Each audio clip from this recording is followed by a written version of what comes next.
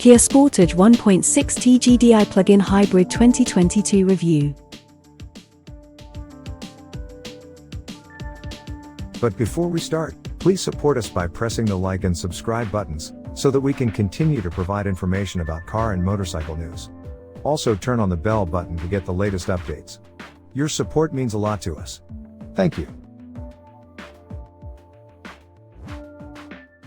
Plus CA change in the car industry. We're going through huge upheaval, with widespread electrification, yet some things aren't so different after all. Whereas a new car buyer in 1985 might have had to make the agonizing choice between a 2.0-litre, a 2.3-litre or a 2.8-litre V6, today's buyer somehow needs to navigate whether they need a mild, full or plug-in hybrid and why more might not always be better. Perhaps battery sizes aren't as tangible as cylinder displacements, but they arguably make an even bigger difference to the driving experience and how you use the car.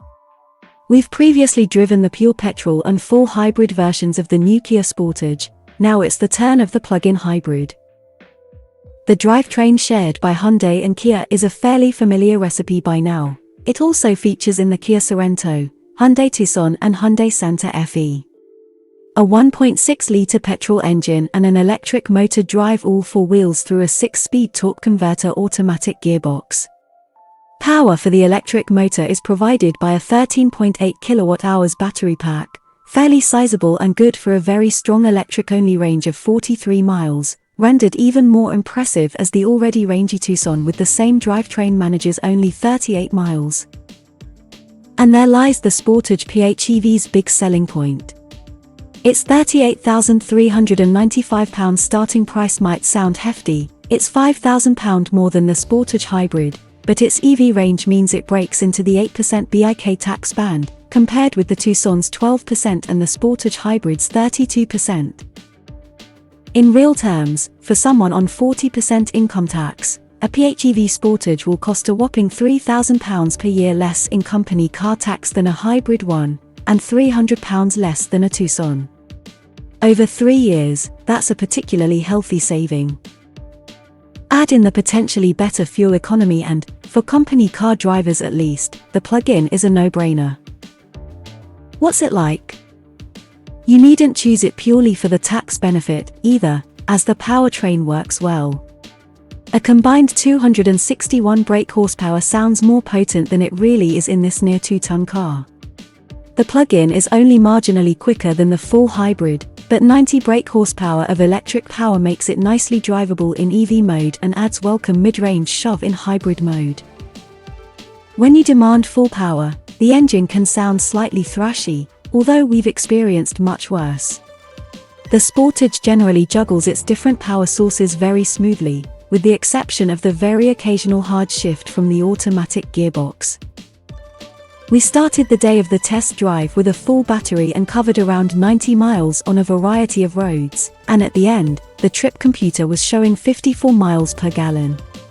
That's fairly tidy for this kind of car, although we will need to get it back in the UK for a more exhaustive test. Once the battery is empty, that figure naturally goes down. As with most plug-in hybrids, you can feel that it's down a little on power, but again, that's to be expected. Our drive was of a pre-production car in Norway in cold, slushy conditions and on adaptive dampers that won't be offered in the UK, so we will reserve judgment about the handling, although it's safe to assume that it won't be radically different to the full hybrids. The interior, too, is as in any other Sportage, with the exception of the boot, where the PHEV loses some space under the floor to the battery. Even so, there's still just enough to store the charging cables. Should I buy one? The spec of our test car and the conditions we drove it in weren't entirely representative for the UK, but as the interior is the same as on the cars we've tried in the UK and the chassis is unlikely to be all that different to the regular hybrid either, the Sportage PHEV promises to be one of the better choices in the segment, thanks to its very competitive EV range, strong value and generally pleasant demeanour.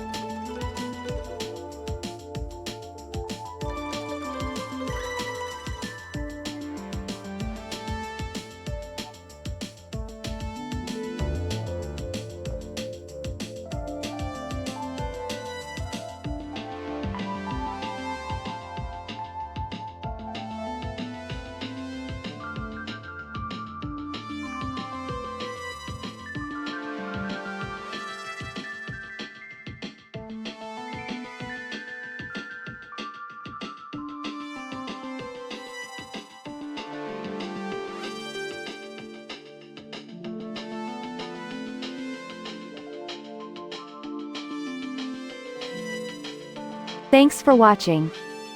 Drop a like. Leave a comment. And don't forget to subscribe to watch more videos like this.